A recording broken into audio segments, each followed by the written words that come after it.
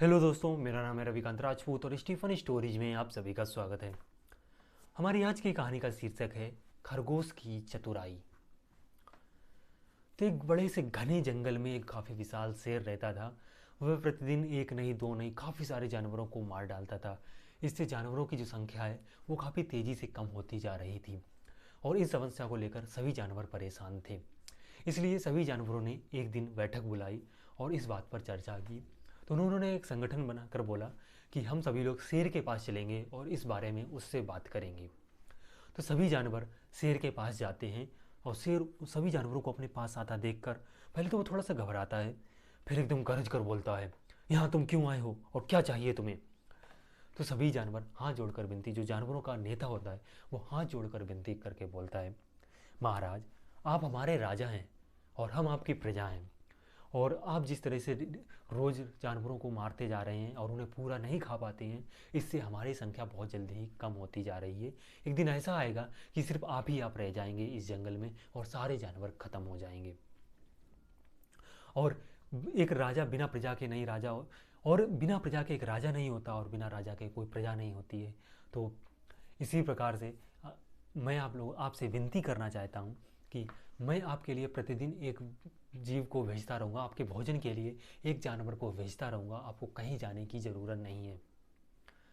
तो शेर इस बात को थोड़ा सा समझता है, सोचता है, फिर बोलता है हाँ ठीक है, लेकिन जिस दिन फिर बोलता है हाँ ठीक है, लेकिन जिस दिन भी तुमने मेरे पेट भर का भोजन ना भेजा उस दिन मैं जितने चाहूँ उतने जानवर मार मार दूंगा। तो जानवरों के पास इस शर्त को मानने के अलावा कोई और रास्ता नहीं था, तो सभी को ये शर्त माननी पड़ी। इसके बाद प्रतिदिन एक जानवर को भेजा जाता था शेर के पास, शेर के गुफा के पास जाता था और शेर भोजन कर लेता था। फिर एक दिन एक छोटे से खरगोश की बारी आई। तो खरगोश को जब भेजा गया तो खरगोश रास्ते में जा रहा था, सोच रहा था कि बेकार में शेर के हाथों मारा जाऊंगा, उससे अच्छे कोई बचने की ट्रिक सोचता हूँ। तो खरगोश थोड़ा सा सोचता है, तब उसके दिमाग में एक आइडिया आता है और वो काफ़ी देरी के साथ शेर के पास पहुंचता है। शेर काफ़ी गुस्से में बैठा होता है क्योंकि उसे काफ़ी तेज़ भूख लगी होती है और वो उस छोटे से खरगोश को देखकर बोलता है, तुमने इतनी देर कहाँ लगा दी और आए भी इतनी चिपिद्दी से, तुम मेरी भूख कैसे मिटाओगे, और जिसने भी तुम्हें भेजा है आज तो उसकी खैर नहीं। तो खरगोश शेर से हाथ जोड़कर विनती करके बोलता है, महाराज एक बार आप मेरी बात सुन लीजिएगा, फिर उसके बाद ना ही आप मुझे और ना ही कोई जानवर को दोष देंगे। तो शेर बोलता है कहो। तो खरगोश बताता है कि महाराज मेरे जिन्होंने मुझे भेजा है वो जानते थे कि आपका एक खरगोश से कुछ नहीं होगा, इसलिए उन्होंने पूरे 5-6 खरगोश भेजे थे। लेकिन रास्ते में जब मैं आ रहा था तभी एक ज़मीन के अंदर वाली गुफा में एक भारी शेर, मतलब एक दूसरा शेर मिल गया था, उसने 5 खरगोशों को खा लिया। शेर इस बात को सुनता है, दूसरा शेर इस जंगल में। तो वो मैंने उससे कहा था कि, तो फिर जब वो फिर खरगोश बताता है कि जब मैंने उससे बोला कि तुमने ये अच्छा नहीं किया, मैं अपने महाराज के लिए भोजन लेकर जा रहा था और तुमने हमारा भोजन खा लिया है। मेरे महाराज अवश्य आएंगे, मेरे राजा ज़रूर आएंगे और तुम्हें जरूर जान से मार देंगे। तो वो शेर कहता है, तो फिर वो खरगोश खरगोश शेर को बताता है कि, और वो कह रहा था कि इस जंगल का राजा सिर्फ वो ही है, आप इस जंगल के राजा नहीं हैं और वो चाहें उतने जानवर मार सकता है। इस बात पर शेर को काफ़ी ज़्यादा गुस्सा आ जाता है। तो शेर से बोलता है, चलो मुझे उसके पास ले चलो, मैं उसको आज जान से ही मार डालूंगा। तो उसने बताया कि राजा महाराज वो एक कुएं वाली गुफा में रहता है, ज़मीन के अंदर एक खंडर है उसमें वो रहता है और वहीं पर हमें मिला था। तो खरगोश उस शेर को लेकर उस कुएं के पास ले जाता है। जब उस कुएं के पास खरगोश पहुंच जाता है, शेर खरगोश पहुंच जाते हैं, तो शेर खरगोश से पूछता है, कहाँ है वो शेर, मुझे दिखाओ।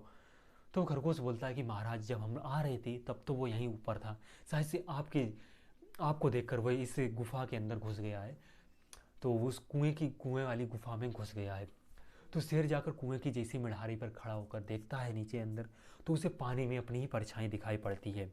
तो परछाई को देखकर जब शेर काफ़ी तेज़ी से दहाड़ता है तो अंदर से कुएं में उसकी आवाज़ गूंजती है और उसे वापस सुनाई पड़ती है, और शेर समझता है कि ये उस शेर की आवाज़ है जो उसे सुनाई दे रही है, जो उसे मारने के लिए अंदर है।